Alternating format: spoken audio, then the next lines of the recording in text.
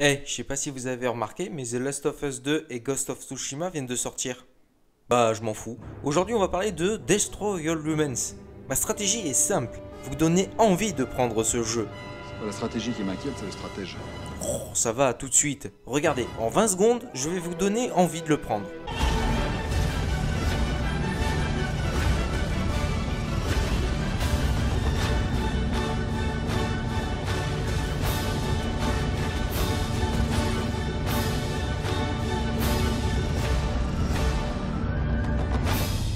Voilà, vous avez pas envie là?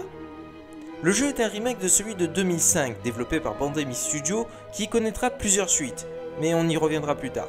THQ Nordic, qui a récupéré les droits, annonce à l'E3 2019 le remake de Destroy All Humans, à travers un trailer mémorable.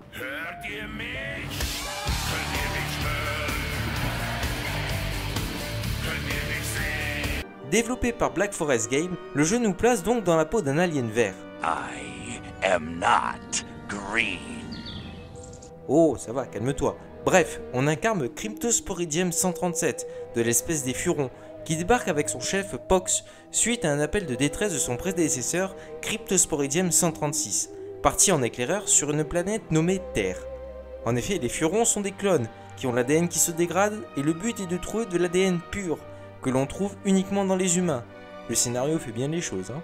Vous débarquez donc aux États-Unis dans les années 50, que vous allez parcourir, ou plutôt détruire. Du départ d'une ferme perdue à Washington, ce jeu se veut une totale caricature de cette époque, tant par les graphismes cartoonesques et les dialogues qui sont un régal. Si vous avez vu Mars Attack, vous allez y voir de nombreuses références. C'est un monde ouvert en mode bac à sable. Évidemment, s'agissant d'un remake de 2005, ne vous attendez pas à parcourir des maps immenses, mais celles-ci sont bien réalisées et diversifiées. Ne vous attendez pas non plus à être le maître absolu dès le début, puisque vos adversaires seront nombreux, police, armée, mais aussi le Majestic, une sorte de Man in Black avant l'heure. Vos missions seront aussi loufoques que les dialogues qui les accompagnent. God, please, no. It tickles. It's probing time. Ah oui, c'est vrai, j'oublie de vous parler de l'essentiel, son gameplay. En effet, vous allez disposer d'un arsenal en tout genre, électrocution, sonde anale, désintégrateurs, Ways more fun. Abduct, not vaporize. Je les veux vivants. Pas de désintégration. et détonateurs ioniques. Vous disposerez également d'un jetpack, très pratique aussi. Et enfin, le must du must, une soucoupe volante. La classe, hein. Celle-ci possède un bouclier, mais aussi des armes allant du simple rayon laser au désintégrateur quantique. Ah merde, j'ai fait un spare. Attendez, on recommence. Ah voilà, là c'est mieux. D'ailleurs, ça me fait penser un peu à l'impulsion ionique de Star Wars 2. J'adore. Bref, en plus d'être une boule de haine, Cryptosporidium est l'élève de Palpatine, puisqu'il peut soulever des objets allant du simple humain ou au char d'assaut. Évidemment, comme tout bon jeu qui se respecte, vous avez un arbre de compétences pour améliorer vos armes et votre vie. Mais pour ce faire, vous devrez trouver de l'ADN humain, en extrayant la boîte crânienne des humains. Sympa, hein? Vous pourrez même vous essayer à la politique. Mais bon, pour moi ça peut être un grand succès. Bow down before crypto. What, do I have to draw you a picture? En plus, ces messages sont assez drôles, puisque les gens préfèrent des promesses fumeuses que la vérité. What a bunch of losers. Minds like mud. This planet is easy pickings. Ah, il est en avance, hein. Le jeu étant un remake, il reprend les qualités du premier, mais aussi quelques éléments du deuxième opus, notamment pour la soucoupe. En effet, dans celui de 2005, pour réparer ou avoir des munitions, pour votre vaisseau, vous deviez parcourir la map afin d'en trouver dans les airs. Puis dans le deuxième, finalement, vous pouviez drainer l'énergie des véhicules pour avoir des boucliers ou des munitions. Et ben Black Forest Games a repris ces éléments du deuxième pour les incorporer dans ce jeu.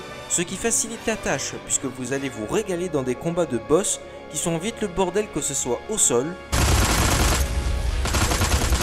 ou dans les airs, où vous devrez gérer moult informations pour survivre. Bon, après ça va, c'est pas du Dark Souls, mais quand même la difficulté est bien jaugée. Mais si le jeu reprend les qualités du premier avec un humour noir, des graphismes améliorés et une VO originelle, il reprend aussi les défauts. Alors tout d'abord son scénario, qui est en fait assez confus, on ne sait pas trop où on va, on voit d'un point A à un point B sans logique, mais avec les dialogues, on se régale. Par contre, un défaut, mais là qui est propre au remake, ce sont les bugs. Ça la fout assez mal en pleine mission que des soldats se figent, impossible à tuer, ou qui vous ignorent, des chars sans chenilles. Enfin bref, un vrai bordel, mais étonnamment ces bugs sont toujours cantonnés sur une seule map, celle de la base militaire. Allez savoir pourquoi, le reste du jeu je n'ai pas relevé beaucoup de bugs. Enfin le dernier point noir mais à relativiser, c'est sa durée de vie. Il vous faudra 10 heures pour finir les missions principales en prenant le temps. Quant au reste, ce sont des défis optionnels. Mais pour 20 € voire 30 € selon les magasins, le jeu vaut son prix. J'espère sincèrement qu'ils feront un remake du deuxième opus, car oui, comme dit en début de vidéo, ce jeu a eu le droit à 3 suites, dont le meilleur de tous, Destroy All Humans 2, qui offre une durée de vie bien plus longue, un scénario complètement what the fuck, mais qui tient la route. Je ne vous spoil pas, mais franchement c'est bien trouvé et original. Ah, cerise sur le gâteau, vous affronterez le monde entier, cette fois-ci les États-Unis, en passant par le Japon, mais aussi l'Angleterre, mais surtout l'URSS. Et en plus, un mode de joueur est dispo. Ah, je vous dis pas le bordel que c'est. Et voilà, c'est la fin de... Ah, j'ai dit qu'il y avait eu 3 suites. Oui, mais bon, faut s'arrêter aux 2, honnêtement. Bon, ok, quand vous voudrez. Après l'excellent Destroy All Humans 2, Pandemic fut racheté par Electronic Arts, à notre grand malheur, et perdit les droits de Destroy All Humans, qui furent repris par THQ, qui nous sortit donc le 3e opus avec Destroy All Humans lâché le gros Willy en 2008. Oui, alors rien que le titre, ça partait mal déjà, puisque après avoir mis la terre à genoux, Crypto décide d'ouvrir une chaîne de resto. Autant vous dire que le succès ne fut pas au rendez-vous, sans compter qu'il n'était dispo que sur Wii. Le budget n'a pas permis de le porter sur PS2, alors qu'au passage la PS3 était sortie il y a 2 ans. Bref, un an plus tard, en 2009, THQ récidive avec Destroy All Humans en route vers Paname sur PS3 et Xbox 360 cette fois. Cette fois-ci, le scénario est plus original, puisque le jeu se déroule sur plusieurs villes inédites, mais aussi la planète natale des Furons. Malheureusement, il souffre d'un retard technique accablant avec des graphismes encore plus moches que sur PS2 et une VF indigeste. Oui, ils ont remplacé la VO par la VF, c'est dégueulasse. Tu sais, mon vieux Poxy, il y a des fois où t'es vraiment super lourd. Ah, je vous ai prévenu qu'il faut laisser s'arrêter aux 2. Maintenant, il n'y a plus qu'à espérer un remake du deuxième, et peut-être de celui en route vers Paname, car c'est surtout sa technique et sa durée de vie qui l'ont coulé. Donc, à voir. Et voilà les bergers, c'est la fin de ce test. J'espère qu'il vous aura plu. N'hésitez pas à vous abonner à notre page, ça nous ferait grandement plaisir. À laisser un petit pouce bleu et un commentaire. Et sur ce, je vous dis à ciao, bonsoir.